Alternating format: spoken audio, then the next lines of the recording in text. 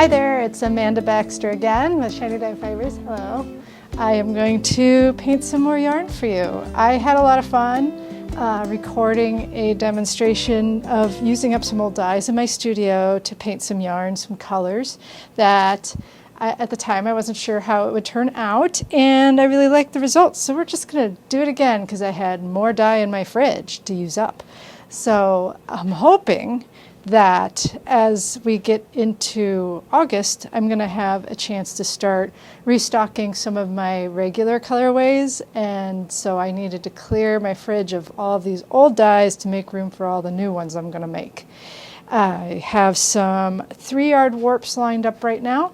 These 3-yard warps are folded in an accordion fashion back and forth at approximately the same distance. I try to choose an accordion fold according to how I want the distance of the repeats of color to be. And this time I made it maybe just a little bit shorter than I usually do, but I think that's okay. We'll make them short little repeats. These are short little warps, we'll make short little repeats. I don't know if you've noticed in the past or if I've mentioned it or if you're just noticing it now, but I have these little zip ties on my warps. I like to pair warps together, so I wind warps that are 208 ends. Well, I'll talk to you, I'll go ahead and get my dye poured out. But I like to dye warps that have 208 ends. It's a bit of an odd number, but I choose 200 plus a few extra so that if anything happens along the way, you'll have some repair threads. Don't usually need them, and at the end you'll have some pretty leftover threads to play with, or you could use them all. But yeah, so I have this, I wind 208 ends per warp, and I will zip tie pairs together so that if somebody wanted to order, say, 2 of them, I can't guarantee it. If you want me to guarantee it, you have to pre-order, and then I dye to order for you, and then you can guarantee it. But if I have 2 that were painted and paired together, and you order 2 of them, I try to send them together. Again, I can't guarantee that unless you pre-order yarn dyed for you, and then then I can pair it, or I can put as many together. I'm not sure what's going to happen when I paint these, because depending on what order I paint these colors will butt into each other and create secondary colors. So I'm trying to do it so that the results, the way that the colors blend together is intriguing, but we will see what happens. So there's different results I could get if I painted the colors in different orders, because I like to blend and push my colors together and on the warp, and when that happens, sometimes you end up with some unexpected results. So let's just see what happens. First thing I'm going to do is I'm going to lay my color out so I know where I'm going to put it. So I have a green. I'm going to put the green on the edge. Ooh, it's a little bit more yellow than I thought it would be. Oops. I'll add more and spread it out here later. I'm just going to lay out where I'm going to be blending and mixing so I can see what I'm doing. So what have I got? I got purple. So perhaps I'll end up with kind of a brown in between them. We'll see. I've got a blue. Oh, no, never mind. It's a gray. I'm going to put gray here. Too late now. That's okay. Blue will be on this end. This is a curious color combination. All right, so I know where I want my color blocks to be, and now I'm going to work on spreading the color out and getting them closer to each other, and then I'll actually work on pushing them together. There's some interesting color separation happening in here, just because I have no idea what's in this blend of colors. So what I'm going to do, I'm going to spread this open just a little bit. I'm going to really pour that color all the way through.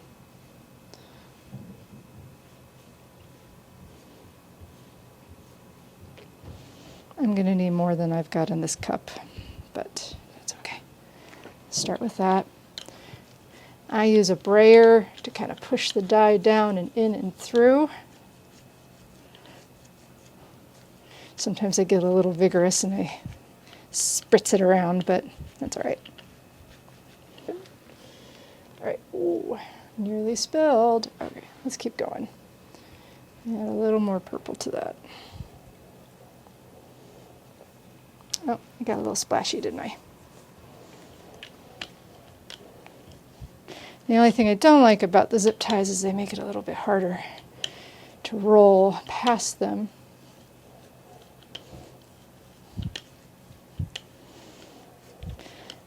I usually like to dye this from one end to the other. Folding them in this accordion fashion is a newer thing for me. I always find it's a little bit tricky to make sure that the dye gets all the way through to the other side and that you don't miss anything because you can't see. All right, I'll start with that. Let's spread out this gray a little bit more. This gray looks really dark, but if I recall, I'll let that spread a little far. If I recall, a lot of it is from older jars of riverbed, so it might not be as dark as we think it's going to be. And it's old, so who knows how viable it actually is.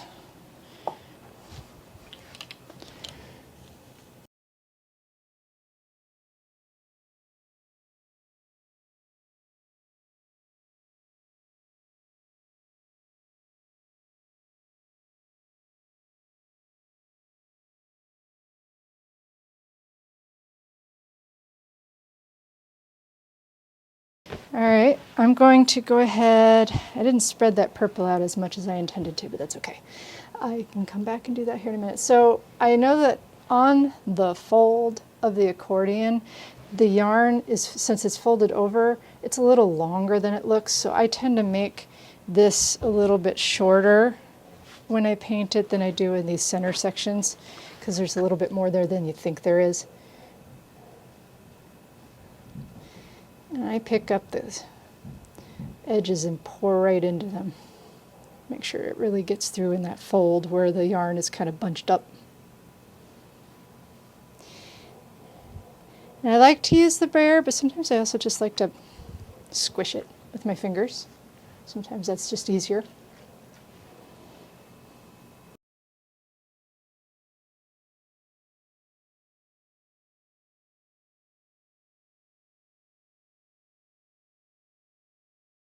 The other thing is if you squish, squish, squish with your hands, you got to make sure that you don't then go put your green glove somewhere you don't want it to go.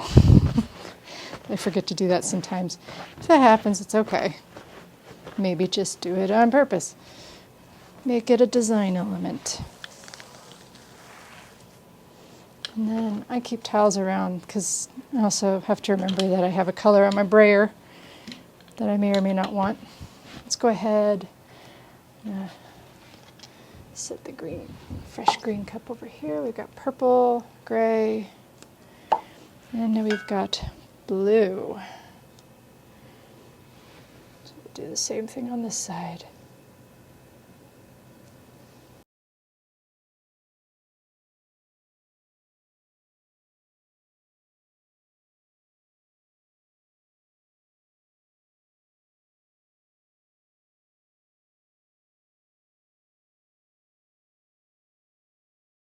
Let's go ahead and start bringing some of these colors together. So what I'm going to do, I'm just going to pour them together.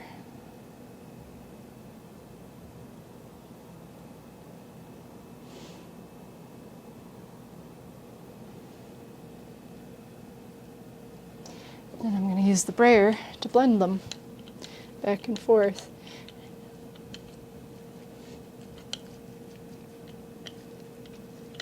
Yeah, it's going to be really hard to tell what that's going to look like until it's washed out.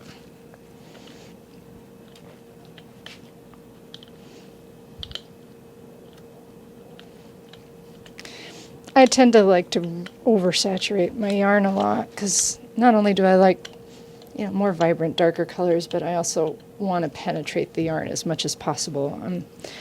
Try not to leave a lot of white spots in my yarn if I can help it. Happens on occasion. Things get away from me, but try not to. I think it's blending through.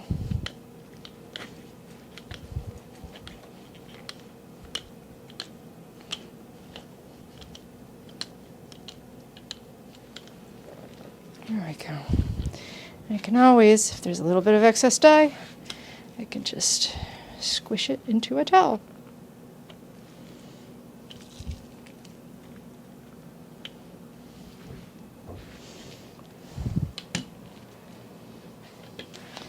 So sometimes I keep a bucket of water just to dip my hands in, just to get the excess dye off so I don't spread it out anywhere I don't want it.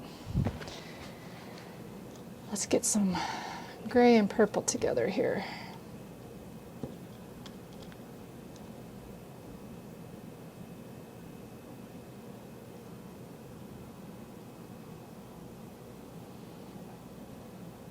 Oops.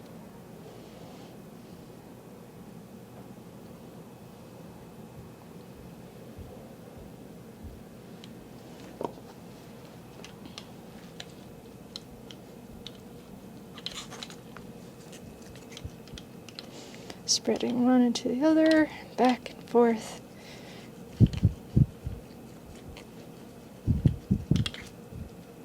And you can always just use your hand and just squish them together if you want to. That works too.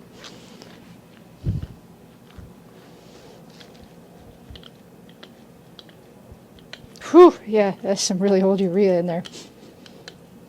Smells a little bit like, it smells a little like a horse barn. Or any sort of animal barn.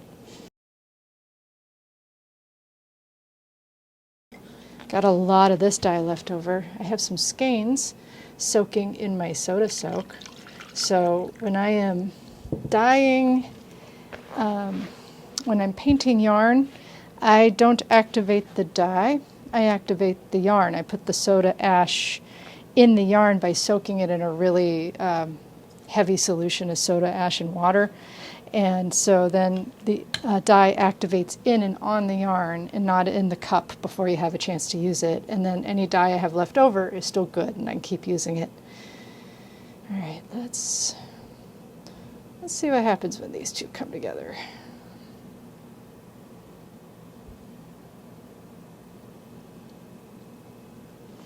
Instead of blending them directly on the yarn like this, I could make a little cup and mix the two together, but then if I have too much of that and I don't want to keep it, I have to throw it out. Let's just squish, squish, squish. That is squish. Interestingly enough, they're not spreading evenly into each other. I'm going to work them a little bit.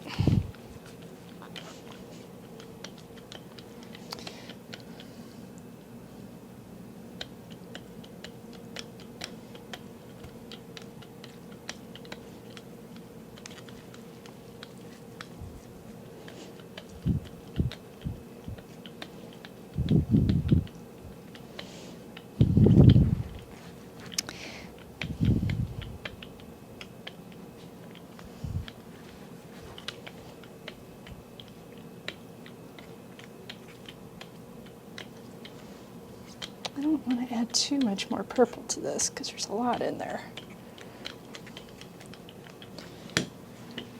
I'll just squish them together.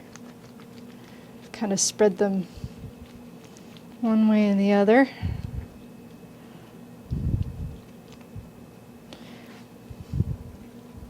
They're starting to come together. So it doesn't always strike immediately because it has to actually absorb into the yarn to blend.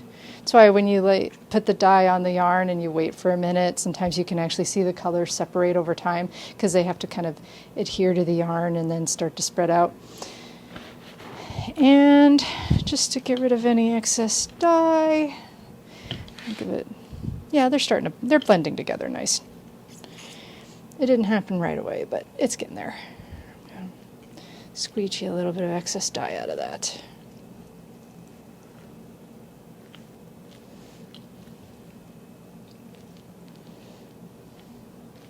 There we go. And let me move these cups out of the way, and then I am going to wrap this up, and put it up, and then I'm going to lay out some skeins of yarn. I guess I can go ahead and show you how I wrap these up. Let me just get rid of these move these cups for a second. So I just am using plastic drop cloth and some painter's tape. So I got some painter's tape stuck on the table over here. I'll clean up a little bit around it just to make sure I don't spread dye places I don't want it. And then I try to reuse this drop cloth as much as I can. I want to say it's 1 mil plastic, so it's a little bit heavy, but not so heavy that when you fold it in half it's rigid, but not so thin that when you go to take the tape off it just completely tears apart. I have to check my packaging. I think 1 mil is the gauge of drop cloth plastic I like to use. Sometimes if I'm really careful I can reuse the painter's tape as well for 1 or 2 more paintings. Last time I had a piece of plastic that was way too small. This time, a little bit bigger.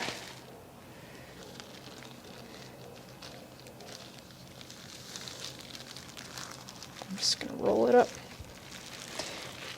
a little bit. So you can see there's a little bit right there that's a little bit paler, but that's okay. Yeah. Way easier when you have a bigger piece of plastic to work with. And it might be a little big for it, but I have a lunch tray. I'm going to set it on to move it around.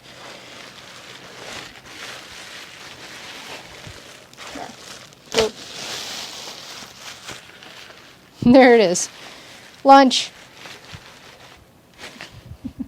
Our university surplus store is great for things like this. You never know what you'll find when you go there. These lunch trays have been great. All right, I'm going to reset and paint some skeins.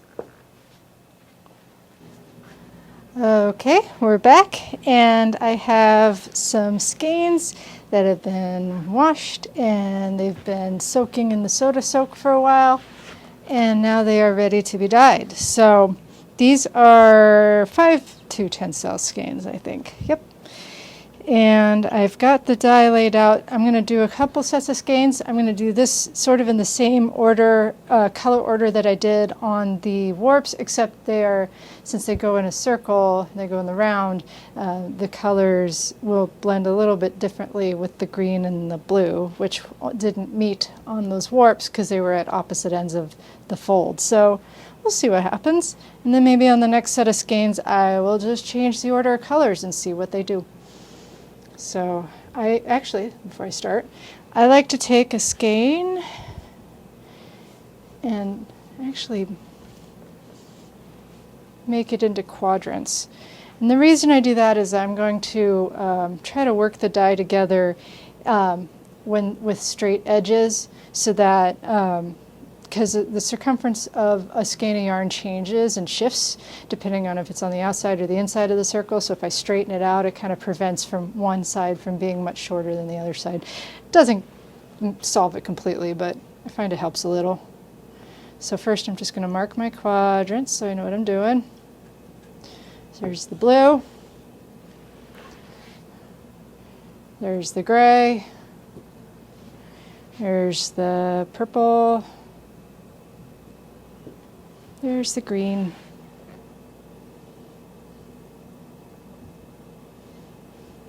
so the green and the blue will come together to look really nice. Let me grab my brayer. So first thing I'm going to do is pick a corner to work in. I'm going to straighten out that corner. Work on spreading that color out, making a straight run of color.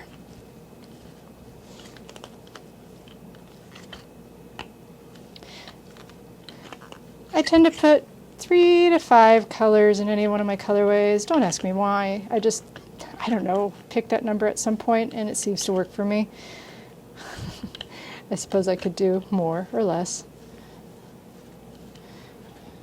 Don't know if you'd want to do too much, if you would want to do less than 1 or 2, but you could if you just wanted 2 different colors on 2 halves of a skein.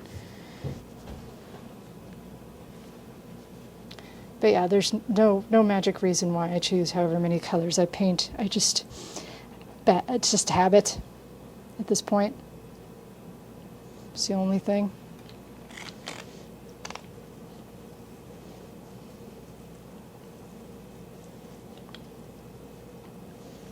I have a particular length of colorway that I'm used to working with, and again, that's more habit than anything. I try to keep my colorway runs kind of short, no longer, somewhere between around roughly 8 inches. That seems to work really well for a warp on the loom, so that the colors are shifting at a nice rate, not too fast, not too slow, but again, there's no real rule about that. All right. Okay. Now I'm going to work on blending. We'll start with the blue and the green over here, since that's a new thing. Let's see what happens. I mean, we know what's going to happen. Blue and green will just be a bluey green or a greeny blue. A little bit of both.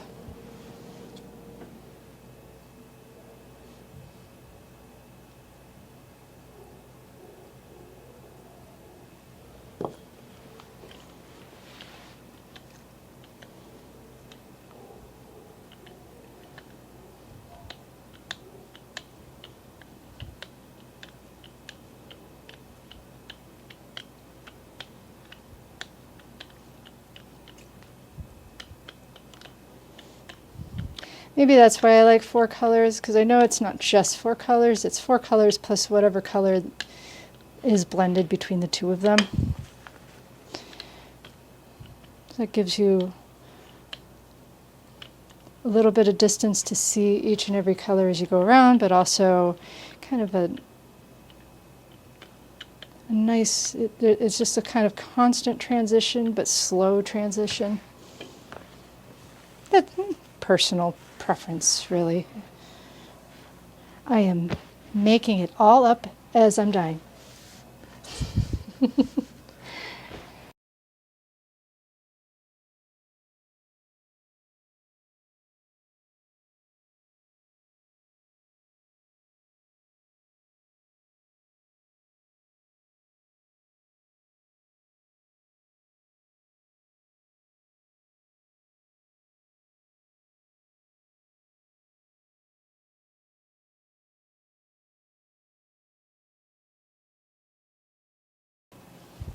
And as you can see, I got quite a bit of dye going on there, so we'll just squeegee some of that out.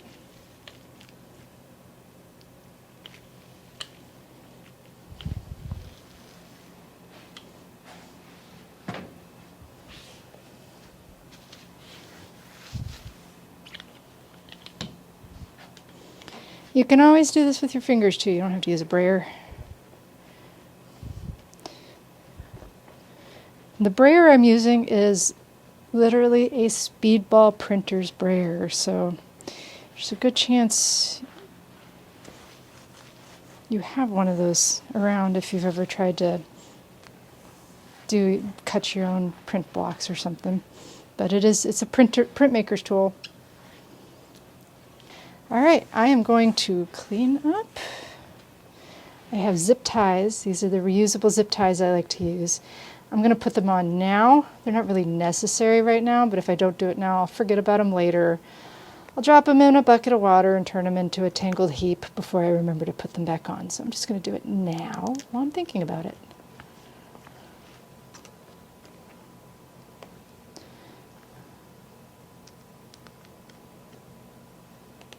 There we go.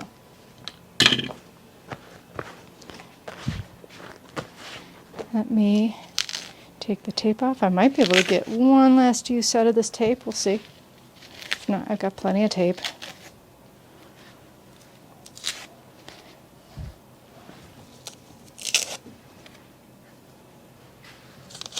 Fresh drop cloth plastic has some sort of I don't know, some sort of coating on it that makes the tape not stick to it quite as well. As you use the plastic and it gets washed and cleaned off of that residue, the tape will actually start to stick to it better, and that's when I usually start tearing the plastic with the tape. All right.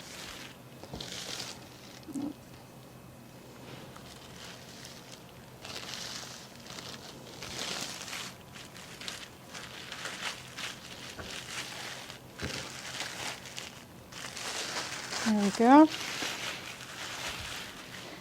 And I'm going to use the paper tray this time. Oh, no, it fell down. Okay, there we go. That plastic is just serving to keep it wet and to keep it from sloshing dye everywhere. All right, I'm going to reset one more time. All right, I've got it set up for one more round of skein painting, and I've got 8 to 10 cell skeins laid out this time, so it's a little finer. And I have changed the color order just a little bit. So now I have the green, the blue, the purple, and the gray. So the green and the purple are no longer going to touch on this skein, sort of like on the warp. But let's see what happens. Start by laying out our colors.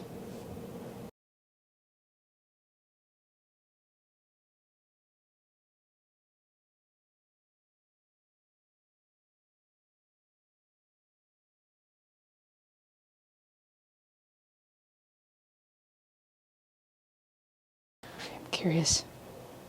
Oh, yep, it's the gray that stinks. That was probably pretty stupid on my part to do that.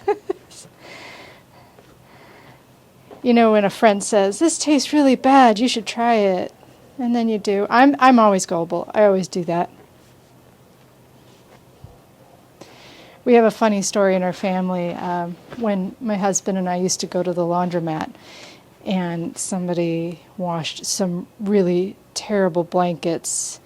They brought them to the laundromat because they didn't want to wash them at home, and they put them in the dryer, and it had, been used for some animals, and my husband took one whiff of it. He goes, "Oh, it's terrible. You should smell this." And what do? I stick my head directly in the dryer and get a really good long whiff of that terrible smell, because that's the kind of person I am.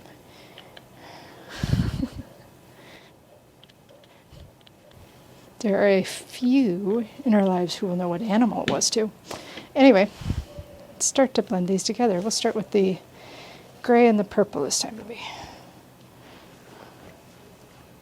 Get that straightened out. There we go.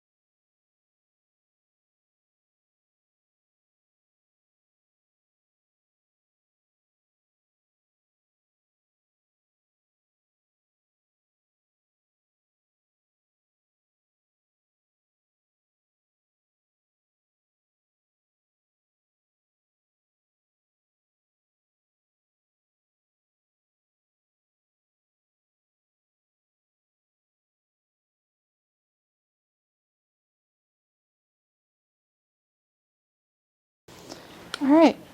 I'm going to put those zip ties back on, just so I don't forget to do it later. When I wash them out, I use these zip ties as a way to grab these skeins, and I use the weight of the yarn in the water to kind of help straighten them out as I wash them. And the reusable ones handle being boiled for quite a number of times. They do eventually give up, but I haven't had to buy any in quite a while. I throw away maybe 2 or 3 a month. All right, I will get this reset and do one more set of skeins. Okay, so now we've got 3 cotton skeins laid out that I'm going to paint, and I've decided to paint them in the colors in the same order as the last set of 8 to 10 cell skeins. So we've got green, actually I was going to do blue, purple, gray. Green, blue, purple, gray. That's how we did the last set. So first things first, I'm going to mark off. I didn't do this on the A2 skeins. It's really not necessary. It just gives me a visual guide to remember what I'm doing. Green, blue, purple, gray. And now I'm going to spread it out. a little bit of dye spreading there, but that's okay. So with the cotton especially, I want to make sure that this dye pours all the way through, because even if the liquid gets through, the dye doesn't always get through. I tend to go through a little bit more dye with the cotton than I do with the Tencel. I'm going to spread it out really good.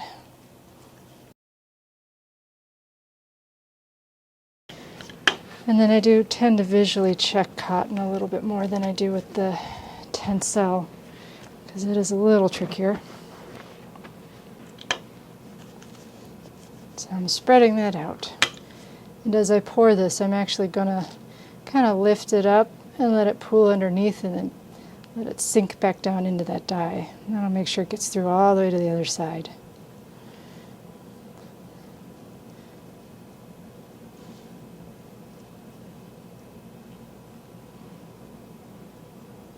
And then spread it out.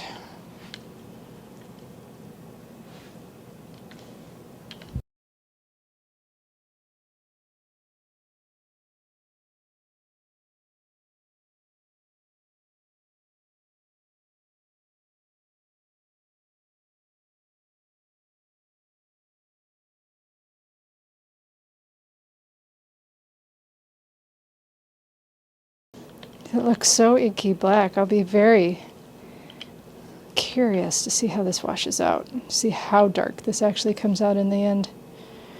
The gray can be kind of deceiving sometimes, but sometimes it comes out really dark, so we'll see. Let's visually check that. Good, good. All right, let's commence with the blending.